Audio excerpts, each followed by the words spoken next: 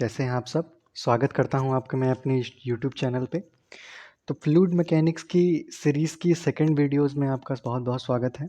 तो इस वीडियो में हम पढ़ने वाले हैं कि फ्लूइड की बेसिक प्रॉपर्टीज़ क्या हैं। तो चलिए बिना टाइम वेस्ट किए वीडियो को शुरू करते हैं। जो सबसे पहली बेसिक प्रॉपर्टी है फ्लूइड की, वो है डेंसिटी। तो डेंसिटी बेसिकली होती क्या है? डेंसिटीज़ होती है मास अपॉन वॉल्यूम। डेंसिटी होती है मास अपॉन वॉल्यूम। मतलब कि मास के ऊपर वॉल्यूम का जो ये मास और वॉल्यूम का जो रेशियो होता है उसको हम डेंसिटी कहते हैं। बेसिकली इसको हम इस सिंबल से डिफाइन करते हैं, रो से। और इसकी जो यूनिट होती है वो केजी पर मीटर क्यूब होती है। केजी पर मीटर क्यूब क्यों होती है? मास की यूनिट होती है केजी, वॉल्यूम की यूनिट होती है मीटर क्यूब, इसीलिए इसकी यूनिट होती है केजी पर मीटर क्यूब। ये तो बहुत ही बेसिक इन्फॉर्मेशन है जो आपको पता ही होगी। तो पहली बेसिक प्रॉपर्टी है फ्लूइड की मास अपॉन वॉल्यूम, डेंसिटी। ठीक है, तो ये केजी पर मीटर क्यूब ये हमको पता है, लेकिन हमें जो चीज़ें नहीं पता है या जो चीज़ें हमें रिमाइंड करने की ज़रूरत है हम उन चीज़ों पे ध्यान देंगे। सपोज़ दैट अगर हम इसकी एमकेएस यूनिट में इसकी बात करें कि एमकेएस यूनिट में, तो आपको एसआई यूनिट से एमकेएस यूनिट में कन्वर्ज़न बहुत ईज़ी होता है, बहुत ईज़िली आप कर सकते हैं। सपोज़ दैट अगर आपको केजी को ग्राम में कन्वर्ट करना है तो आप क्या करेंगे? बेसिकली कितना होता है? 1000 gram is equal to 1 KG होता है बेसिकली। 10 टू द पावर 3 कर दीजिए। ठीक है, तो बेसिकली 10 टू द पावर 3 ग्राम जो हो जाएगा वो हो जाएगा 1 केजी। ठीक है, तो उसी तरीके से यूनिट को कन्वर्ट किया जा सकता है। तो अगर हम इसी यूनिट को अगर केजी को ग्राम में ले जाएं एमकेएस यूनिट में, मीटर क्यूब को सीसी का मतलब है सेंटीमीटर क्यूब, इसमें ले जाएं तो इस यूनिट को ईजिली कन्वर्ट किया जा सकता है और ये यूनिट हो सकती है 10 टू द पावर 3 केजी पर मीटर क्यूब। तो ये बेसिक कन्वर्जन है। कई बार क्वेश्चंस में हमें डिफरेंट यूनिट्स में डेंसिटी की वैल्यू दी होती है, तो हम उसको डायरेक्टली सॉल्व नहीं कर सकते, हमें उसको कन्वर्ट करना पड़ता है। तो हमें ये कन्वर्ज़न पता होना चाहिए। ठीक है, तो आगे बढ़ते हैं। डेंसिटी में ही हम सबसे बेसिक बात जो जान लेते हैं कि हमारे स्टैंडर्ड फ्लूइड्स की डेंसिटी क्या है। स्टैंडर्ड फ्लूइड्स कौन से हमारे? स्टैंडर्ड फ्लूइड अगर हम लिक्विड में बात करें तो हमारा जो स्टैंडर्ड फ्लूइड है वो है वाटर। और अगर हम गैसेस के बारे में बात करें तो जो हमारा स्टैंडर्ड फ्लूइड है वो है एयर। ठीक है, तो वाटर की डेंसिटी अगर केजी पर मीटर क्यूब में है जाननी हो तो क्या होगी? 1000। और अगर ग्राम पर सेंटीमीटर क्यूब में जाननी हो तो 1। कई बार हम क्वेश्चंस में कंफ्यूज होते हैं, अक्सर मैंने देखा है कि क्वेश्चंस में हमें कंफ्यूजन होती है कि हम 1000 कब लें, हम 1 कब लें ना। हम डेंसिटी की वैल्यू, वाटर की डेंसिटी की वैल्यू 1000 कब लें और 1 कब लें। तो अगर हमें केजी पर मीटर क्यूब की यूनिट में डेंसिटी ऑफ वाटर की वैल्यू चाहिए तो हम 1000 ले लेंगे। अगर हमें ग्राम पर सेंटीमीटर क्यूब में चाहिए तो हम 1 ले लेंगे। तो आई होप ये आपको याद रहेगा और याद रखना चाहिए, क्योंकि ये बहुत काम आता है।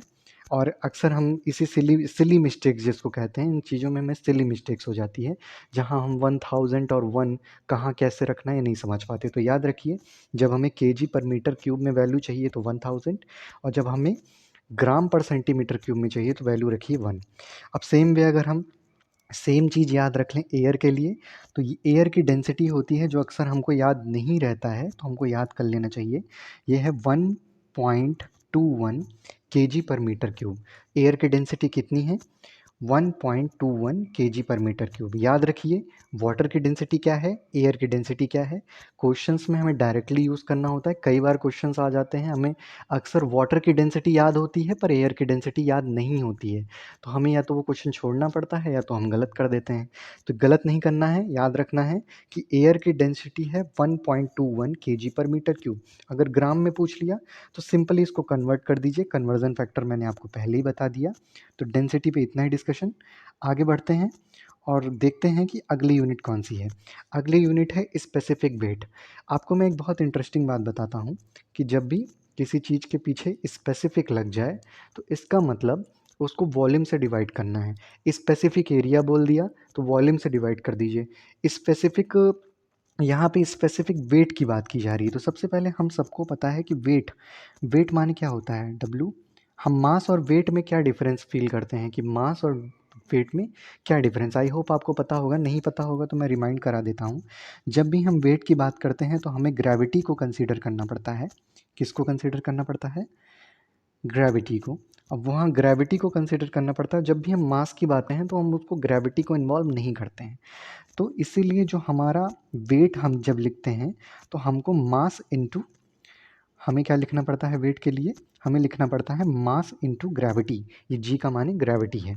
और जब भी मैंने कहा, जब भी आप किसी चीज़ को स्पेसिफिक वर्ड के साथ जब किसी टर्म को आप जोड़ देते हैं तो वो वॉल्यूम से आपको डिवाइड करना पड़ता है। तो यहाँ हम देख रहे हैं mg/v, मतलब वेट अपॉन वॉल्यूम। ठीक है, कंफ्यूज मत होइए, डेंसिटी मास अपॉन वॉल्यूम है, specific weight weight upon volume है। वेट और मास के बीच में आपको डिफरेंस क्लियर होना चाहिए। तो स्पेसिफिक वेट हो जाएगा हमारा रो जी, जिसको आप देख सकते हैं, रो का मतलब क्या है बता सकते हैं, density into gravity due to acceleration. ठीक है, acceleration due to gravity, I am sorry. तो इससे हम स्पेसिफिक वेट पता कर सकते हैं। ये टर्म्स हमें क्वेश्चन सॉल्व करने में बहुत हेल्प करते हैं। और इन्हीं टर्म्स के बारे में अगर हमें क्लैरिटी नहीं होती, कई बार ये चीज़ें बहुत इजी हैं लेकिन क्लैरिटी ना होने की वजह से ये हमारे क्वेश्चंस गलत करा देती है, तो याद रखना है। आगे बढ़ते हैं स्पेसिफिक ग्रेविटी के बारे में बात करते हैं। ग्रेविटी, स्पेसिफिक ग्रेविटी हम अक्सर सिविल के बहुत डिफरेंट डिफरेंट एरियाज़ में स्पेसिफिक ग्रेविटी जी के बारे में बहुत पढ़ते हैं, तो जान लेते हैं कि स्पेसिफिक ग्रेविटी का क्या मतलब होता है। देखिए, जब भी किसी किसी भी डेंसिटी ऑफ फ्लूइड को, मतलब कोई भी फ्लूइड हो, सपोज दैट मरकरी है, कोई भी फ्लूइड है, मरकरी तो हम एक स्टैंडर्ड फ्लूइड ले रहे हैं, एनी फ्लूइड, कोई भी गैस है, कोई भी सारी गैसेस लिक्विड फ्लूइड्स होती हैं, कोई भी गैस है, जब भी हम उसका रेशियो एक स्टैंडर्ड फ्लूइड से निकालते हैं, किससे निकालते हैं, स्टैंडर्ड फ्लूइड से। हमारे स्टैंडर्ड फ्लूइड्स दो हैं, लिक्विड के केस में हमारा स्टैंडर्ड फ्लूइड है वाटर, और गैसेस के केस में हमारा स्टैंडर्ड फ्लूइड है एयर। तो जब भी हम स्टैंडर्ड फ्लूइड्स के रिस्पेक्ट में स्पेसिफिक ग्रेविटी को जब भी सॉरी स्टैंडर्ड फ्लूइड के केस में जब भी किसी दूसरे फ्लूइड के डेंसिटी का जब रेशियो निकालते हैं, तब हम उस टर्म को कहते हैं स्पेसिफिक ग्रेविटी। स्पेसिफिक ग्रेविटी हम कई बार निकाल सकते हैं। सपोज दैट हमें क्वेश्चंस में पूछा रहा जा रहा है what is the specific gravity of mercury, तो हमें डेंसिटी ऑफ मरकरी गिवन होगी, और हम density of standard fluid, suppose that mercury liquid phase में लिक्विड है, तो वाटर की डेंसिटी के साथ उसको डिवाइड कर देंगे तो हमें स्पेसिफिक ग्रेविटी ऑफ मरकरी मिल जाएगी। इसी तरीके से हम डिफरेंट डिफरेंट कॉन्सेप्ट्स के क्वेश्चन सॉल्व कर सकते हैं। बहुत ईजी क्वेश्चंस होते हैं, लेकिन कॉन्सेप्ट पता होना चाहिए, अदरवाइज इजी क्वेश्चंस भी डिफ़िकल्ट हो जाते हैं। तो चलिए इसमें थोड़ा-सा और डिस्कशन कर लेते हैं।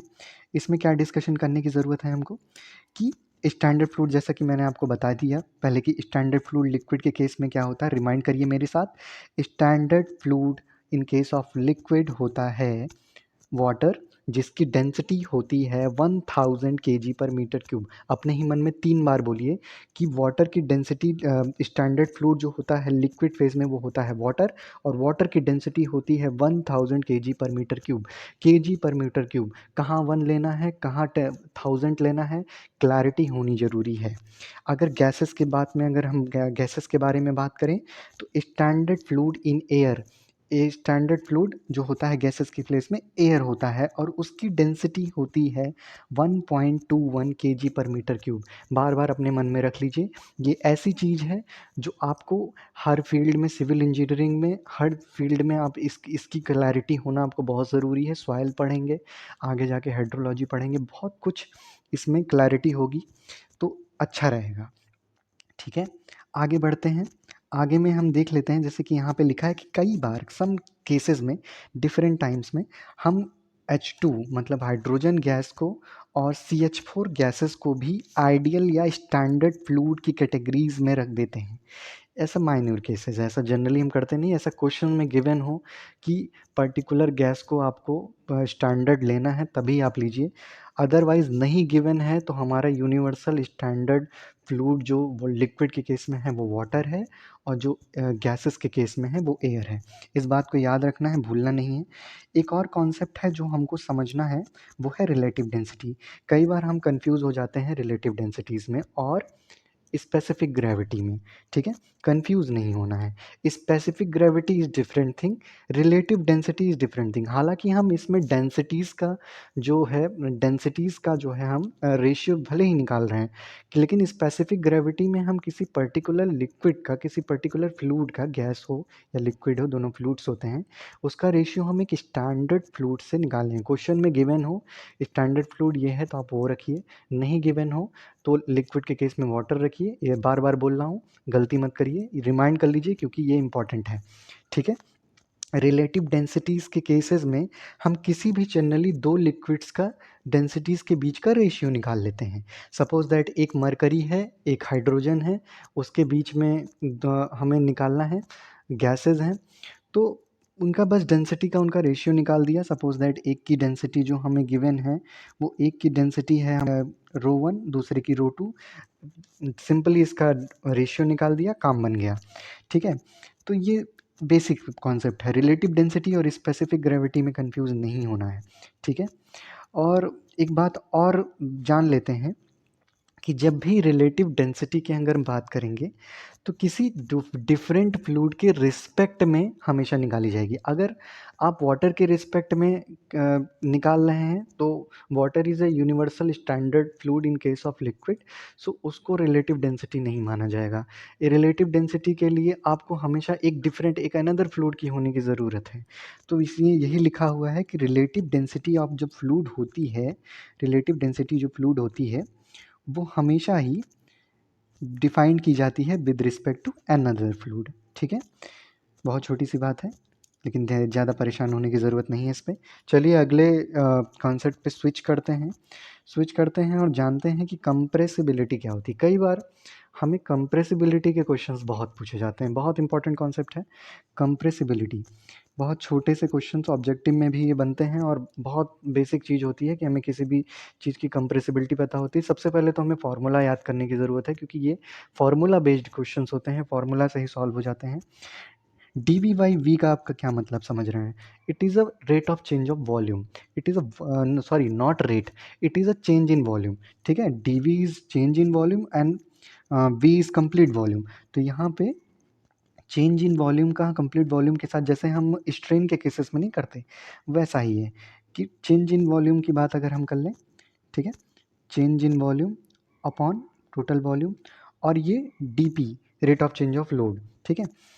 अ, आगे अगर इसमें बात करें शायद ये ओके। तो यहाँ पे हमको ये फार्मूला याद रखने की ज़रूरत है। जो फार्मूले से ही क्वेश्चंस में ये सब सारी इनिशियल्स गिवन होती हैं, हमको जस्ट पुट करना होता है और आंसर निकाल लेना होता है, ठीक है? So this is a beta, इसको डिनोट किया जाता है बीटा से। कुछ और बातें हैं जो इनके बारे में हमें जानना ज़रूरी है और हम जान भी लेते हैं। तो यहाँ पे जो एम होता है, जो मास होता है, वो कांस्टेंट एंटिटी होती है, कांस्टेंट रखा जाता है। जो रो वी होता है, डेंसिटी और वॉल्यूम का जो प्रोडक्ट होता है वो भी कांस्टेंट रखा जाता है। कई बार असर्नेशन रीजनिंग टाइप क्वेश्चंस या फिर वन वर्ड क्वेश्चंस या फिर इसी तरीके के क्वेश्चंस में हमें पूछ लिया जाता है कि इन कंप्रेसिबिलिटी हम जो फार्मूला डिस्कस करते हैं उसमें कौन सी एंटिटीज़ को हम कांस्टेंट रखते हैं। तो मास कांस्टेंट मानते हैं, वी और डेंसिटी और वॉल्यूम का जो प्रोडक्ट है उसको कांस्टेंट मानते हैं। और इसी से जो हमारा एक कॉन्सेप्ट निकल के आता है, वो हमारा निकल के आता है ये, जो हमें याद रखना चाहिए, बहुत इंपॉर्टेंट कॉन्सेप्ट है कि change in volume upon volume and change in density upon density. Okay, del v upon del rho upon rho, इसको कॉन्सेप्ट हमें पता होना चाहिए। कई बार हमें क्वेश्चंस में ये गिवन होता है कि change in volume is this, volume is this, density is this and change in density is this, so what is the density. तो कई बार हम इस सिंपल सी इक्वेशन का इस्तेमाल करके बहुत ट्रिकी और इजी प्रॉब्लम्स को सॉल्व कर सकते हैं, ठीक है? तो प्रॉब्लम इजी तभी होगी अगर मैं इजी प्रॉब्लम बोल रहा हूँ तो इसका मतलब है हमें फॉर्मूला पता है। अगर हमें फॉर्मूला नहीं पता है तो प्रॉब्लम हमारे लिए डिफ़िकल्ट है। फ्लूइड में अगर आपको चीज़ें मालूम हैं तभी आप चीज़ें कर पाएँगे। अदरवाइज़ आप कोई भी अदर मेथड्स अपना के कोई भी काम नहीं कर सकते। तो बेसिकली ये है, सिंपली आपको कॉन्सेप्ट्स का पता होना ज़रूरी है। अगर आपको कंप्रेसिबिलिटी चाहिए तो आपको फार्मूला पता होना ज़रूरी है। तो फार्मूला को दिमाग में रखिए, आगे बढ़ते हैं। एक कंप्रेसिबिलिटी से ही रिलेटेड एक और एक्सप्रेशन है हमारा, ये है जो कि 1 - रो जो कि डेंसिटी है, और change in density upon change in load, ठीक है, del rho by del P. और this is also a formula, question में गिवन होगा, डायरेक्टली सॉल्व करेंगे, ठीक है। फार्मूला ध्यान से देखिए, नोट कर लीजिए, जानना ज़रूरी है। उसके बाद अगर कुछ एक वन वर्ड टाइप के क्वेश्चंस को अगर हम डिस्कस करें, वन वर्ड टाइप के क्वेश्चंस जैसे, वन वर्ड टाइप के क्वेश्चन जैसे कि अगर हम देखें कि डेंसिटी, अगर किसी फ्लूइड की डेंसिटी कांस्टेंट है, suppose that density is not changing, मतलब डेंसिटी कांस्टेंट है, और डेंसिटी कांस्टेंट है तो उसकी वजह से उस फ्लूइड के ऊपर क्या फ़र्क पड़ेगा। अगर डेंसिटी कांस्टेंट है तो del rho by del p zero होगा, क्योंकि लोड के रिस्पेक्ट में डेंसिटी इज़ नॉट चेंजिंग, ठीक है, लोड के रिस्पेक्ट में डेंसिटी इज़ नॉट चेंजिंग, तो del rho by del p is equal to zero. और यहाँ पे जो बीटा है ये भी ज़ीरो हो जाएगा, क्योंकि हम फॉर्मूले में साफ साफ ये देख रहे हैं कि beta is equal to compressibility is equal to 1 - 1 upon rho into del rho by del p. तो सिंपली हम यहाँ पे देख रहे हैं कि अगर ये ज़ीरो हुआ तो ये भी ज़ीरो हो जाएगा। तो अगर बीटा ज़ीरो हो गया, अगर अगर फ्लूइड की कंप्रेसिबिलिटी ज़ीरो हो गई, इसका मतलब लोड के एक्शन में फ्लूइड जो है वो, अगर ये फ्लूइड है तो लोड के एक्शन में कंप्रेस नहीं हो रहा है, ये कंप्रेस नहीं हो रहा, तो हम कहेंगे कि this is a incompressible fluid. कई बार हमसे पूछा जाता है what is the condition for incompressible fluid, ठीक है, इनकम्प्रेसिबल फ्लूइड की कंडीशन क्या है। तो इनकम्प्रेसिबल फ्लूइड्स वो फ्लूइड होंगे जिनकी डेंसिटी कांस्टेंट होगी, जिनकी डेंसिटी कांस्टेंट होगी, डेंसिटी चेंज नहीं हो रही होगी। डेंसिटी चेंज नहीं होगी तो बीटा की वैल्यू ज़ीरो हो जाएगी और वो फ्लूइड इनकम्प्रेसिबल कहा जाएगा, ठीक है। Are you clear? ओके। अगर अगर डेंसिटी चेंज होती है, बीटा बीटा की वैल्यू अगर सिंपली है चेंज होती है, ठीक है, तो जाहिर सी बात है del rho by del p की वैल्यू चेंज नहीं, मतलब चेंज होगी, ठीक है, और बीटा की वैल्यू भी चेंज होगी, तो फ्लूइड विल कंप्रेसिबल। तो सिंपल याद रखिए, density constant fluid incompressible, density not constant fluid compressible. तो सिंपली कंप्रेसिबिलिटी का एक क्लैरिटी, एक कंसेप्चुअल क्लैरिटी यही है कि आप डेंसिटी और कंप्रेसिबिलिटी को पकड़ के रखिए, ठीक है। अगर डेंसिटी कांस्टेंट हो गई तो फ्लूइड जो है इनकम्प्रेसिबल हो जाएगा, अगर डेंसिटी कांस्टेंट नहीं हुई तो फ्लूइड कंप्रेसिबल हो जाएगा, ठीक है। तो कंप्रेसिबिलिटी से रिलेटेड ये आपको एक चीज़ दिमाग में रखनी है। कुछ और बातें एक जान लेते हैं फ्लूइड्स के बारे में, कंप्रेसिबिलिटी से ही रिलेटेड। अगर हम देख लें कि for a fluid, for a liquid, अगर हम केस डिस्कस करते हैं फॉर अ लिक्विड, ठीक, तो कंसीडर कर लेते हैं कि वाटर है और उस 1 एटमॉस्फेरिक प्रेशर पे, 1 atm प्रेशर पे इसकी जो वैल्यू है वो है 998 kg पर मीटर क्यूब, ठीक है। ये केजी पर मीटर क्यूब की क्या, किसकी यूनिट है, density, density is given at 1 atm pressure, याद रखिए, ठीक है, इसीलिए मैंने यहाँ पे लिखा नहीं, टू गिव यू क्लैरिटी। लेकिन अगर यूनिट से आप पहचान सकते हैं कि ये किस क्वांटिटी की बात हो रही है, केजी पर मीटर क्यूब डेंसिटी की बात हो रही है, ठीक है। तो 1 atm प्रेशर पे इसकी वैल्यू 998 है, 100 atm प्रेशर पे इसकी वैल्यू है 1003 केजी पर मीटर क्यूब, ठीक है। तो इसमें ये एक्चुअल वैल्यूज़ दी गई हैं, तो इसमें क्या है कि एट नॉर्मल टेम्परेचर कंडीशन, एक नॉर्मल टेम्परेचर कंडीशन जो चेंज इन डेंसिटी की वैल्यू है 5 केजी पर मीटर क्यूब।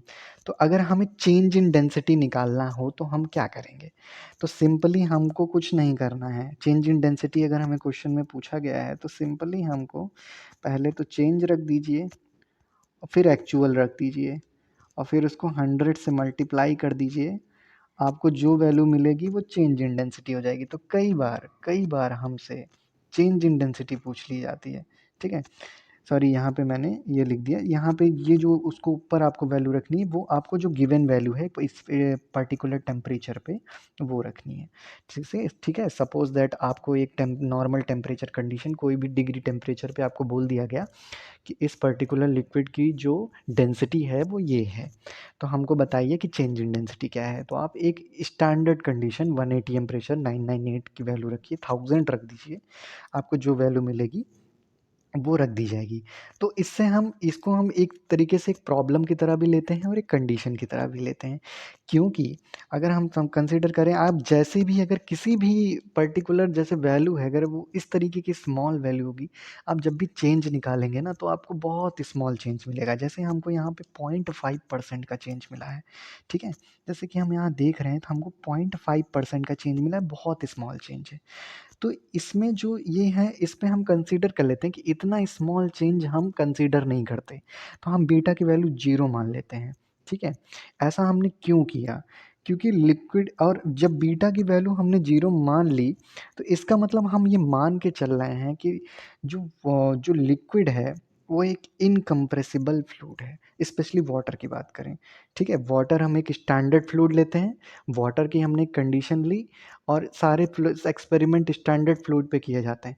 स्टैंडर्ड फ्लूइड पे हमने देखा कि वो इनकम्प्रेसिबल, बीटा की वैल्यू 0 मतलब इनकम्प्रेसिबल, याद है ना अभी जो मैंने बताया था, ठीक है, इनकम्प्रेसिबल।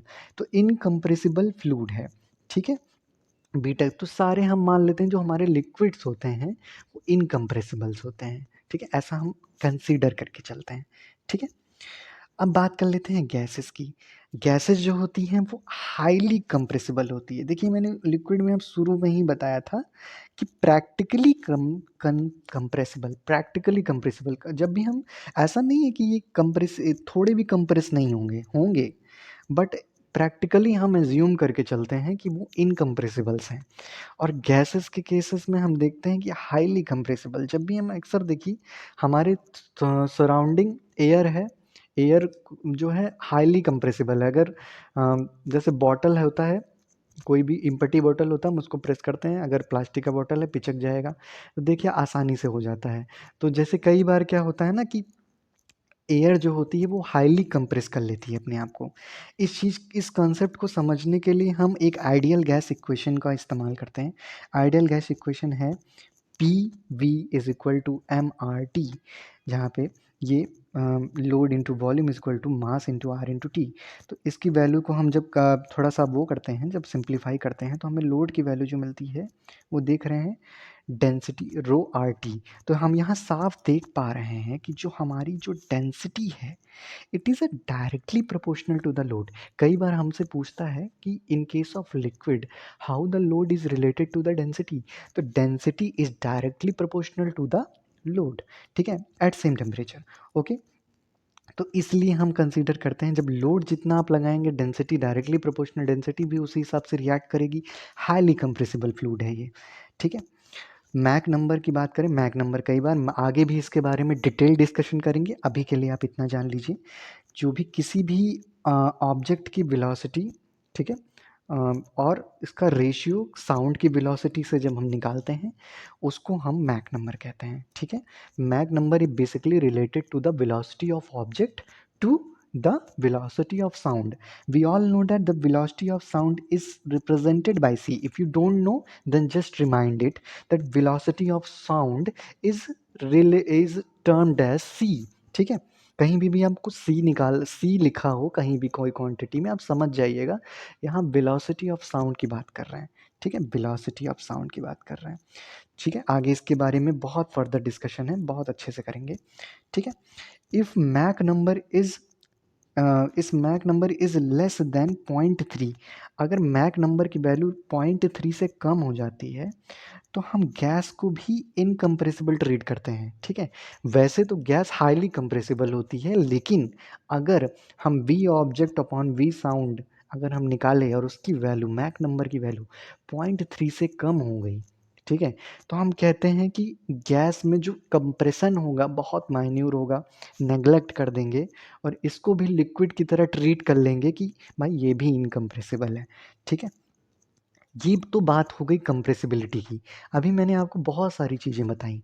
आप स्टेप बाय स्टेप चीज़ों को रिमाइंड करिए और नोट करते चलिए कि डिफरेंस क्या है। कॉन्सेप्चुअल क्लैरिटी होना बहुत इंपॉर्टेंट है, specially in basic phase of any subject. ठीक है, तो रेसिप्रोकल अब एक नया कॉन्सेप्ट है, एक नया कॉन्सेप्ट इन द सेंस कि अ, एक के की वैल्यू जो हम लोग बल्क मॉडुलस एक कहते हैं, उसका रिलेशन क्या है कंप्रेसिबिलिटी के साथ।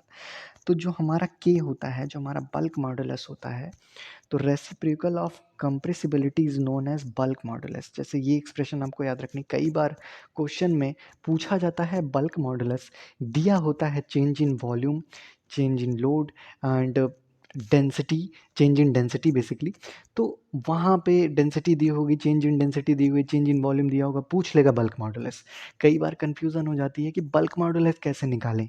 याद रखिए, कॉन्सेप्ट पता है तो न्यूमेरिकल आसान हो जाएंगे, कॉन्सेप्ट नहीं पता तो न्यूमेरिकल डिफ़िकल्ट हो जाएंगे, लगेंगे ही नहीं। तो याद रखिएगा के इज़ इक्वल टू 1/बीटा, बेसिक फार्मूला बहुत इंपॉर्टेंट है, कई बार एग्ज़ामों में देखने को मिलता है। आप किसी भी पेपर का 10 साल का पेपर उठा के देख लीजिए, ये क्वेश्चन ज़रूर पूछा होगा।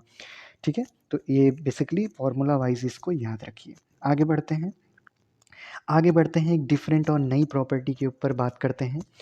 बात करते हैं आइसोथर्मल कंप्रेसिबिलिटी ऑफ गैस। ये जो है कंप्रेसिबिलिटी से ही रिलेटेड है, लेकिन इसमें हम बेसिकली दो टाइप की प्रॉपर्टीज़ का डिस्कशन करेंगे, एक आइसोथर्मल और एक एडियाबैटिक। ठीक है, एक आइसोथर्मल और एक adiabatic. Isothermal compressibility of gases की अगर हम बात करें, तो यहाँ पे इसका जो बेसिक एक्सप्रेशन तो हमको पता ही है, यहाँ माइनस हम लगाते थे, आप नहीं लगाया है। 1/रो is equal to del rho by del P. Ideal gas condition अगर हम बात करें तो P is equal to rho R T होता है, और रो को अगर इधर दिखें तो अगर हम सिंपली क्या कर रहे हैं, rho is equal to P upon R T भी कर सकते हैं। ठीक है, अब देखिए इस एक्सप्रेशन को यहाँ पकड़िए और इस वैल्यू में उठा के इस इक्वेशन में, इक्वेशन नंबर दिस में आप वैल्यू को पुट करिए, तो सिंपली आपको एक रिलेशन देखने को मिलेगा कि change in density with respect to load is equal to 1/RT।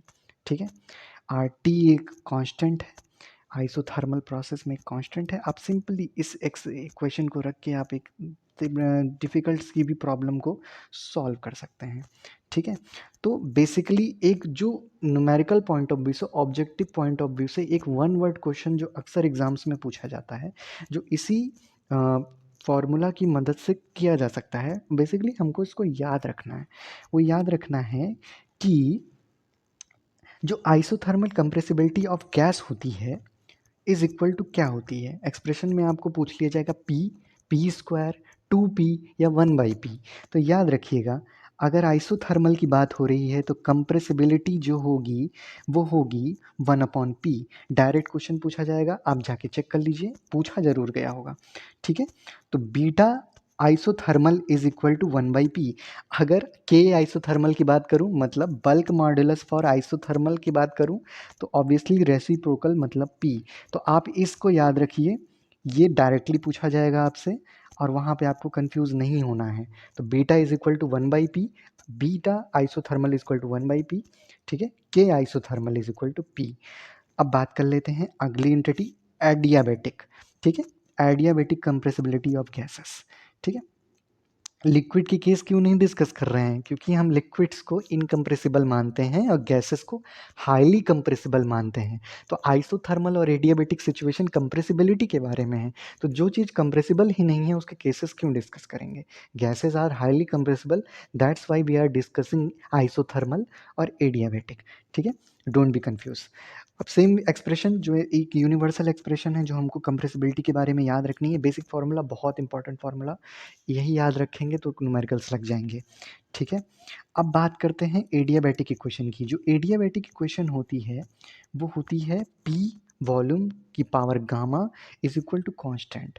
ठीक है, इसको और एक्सपेंड करके लिखें, volume is equal to mass upon density, power gamma gamma में रखा है, ये चीज़ क्लियर है। उसके बाद इसका जो एक कांस्टेंट एडियाबैटिक इक्वेशन जो एक ऐसे निकल के आती है वो है पी इंटू गामा की पावर माइनस रो की power minus gamma is equal to constant.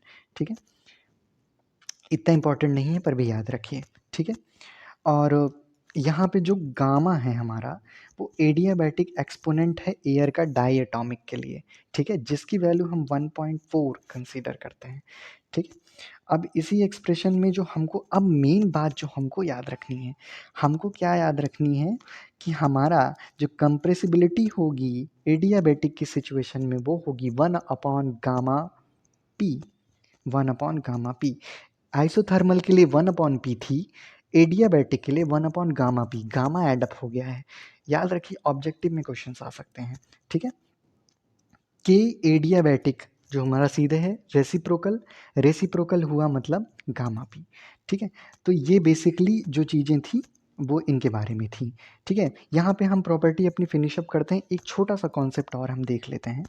छोटा सा कॉन्सेप्ट ये है वेलोसिटी ऑफ साउंड के बारे में, एक इसके ऊपर हम बहुत ज़्यादा फर्दर डिस्कशन नहीं करेंगे, बस छोटा सा डिस्कशन करेंगे कि अगर अगर वेलोसिटी ऑफ साउंड, अगर वेलोसिटी ऑफ साउंड मतलब सी की चीज़ें हमें सॉलिड्स के केस में चाहिए, ठीक है, साउंड वेव जो है सॉलिड के केस में कैसे ट्रेवल करेगी, उसकी वेलोसिटी क्या होगी, तो हमें ई का मतलब है यंग मॉडुलस, आप जानते हैं, डेंसिटी ऑफ द मटेरियल, इसको अंडर रूट में रख के रेसिप्रोकल इसका इसका सॉरी रेशियो निकाल दीजिए, तो ये फॉर्मूला आप इसे याद रखिए, ठीक है, फॉर डायरेक्ट न्यूमेरिकल्स। अगर लिक्विड का केस है तो बल्क मॉडुलस अपॉन डेंसिटी का रेशियो का अंडर रूट, और गैसेस के केसेस में कहा जाता है, न्यूटन की फेलियर्स है इसमें, इसमें कहा जाता है कि C is equal to p by gamma रखें, बट नहीं, इसको न्यूटन ने कहा था, लेकिन इसको न्यूटन ने दिया था, लेकिन ये इक्वेशन गलत है। ये इक्वेशन गलत क्यों है?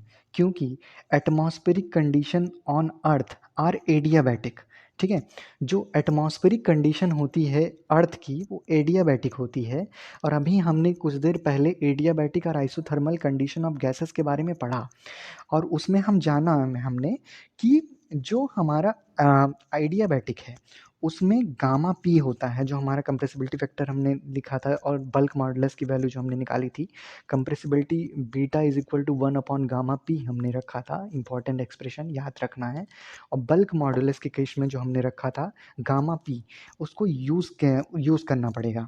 तो हमारी जो एक्चुअल जो हमारी एक्सप्रेशन बनेगी वो बनेगी under root gamma p into rho, ठीक है। न्यूटन ने क्या कर दिया था, न्यूटन ने आइसोथर्मल कंडीशन को इमेजिन कर दिया था, कंसीडर कर लिया था, लेकिन इसको लाप्लास आए और लाप्लास ने बताया कि एटमॉस्फेरिक कंडीशन जो है अर्थ की वो एडियाबैटिक है, ना कि आइसोथर्मल।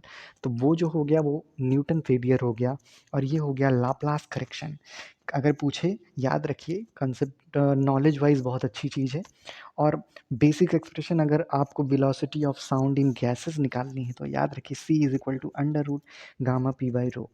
तो ये वीडियो यहीं तक था।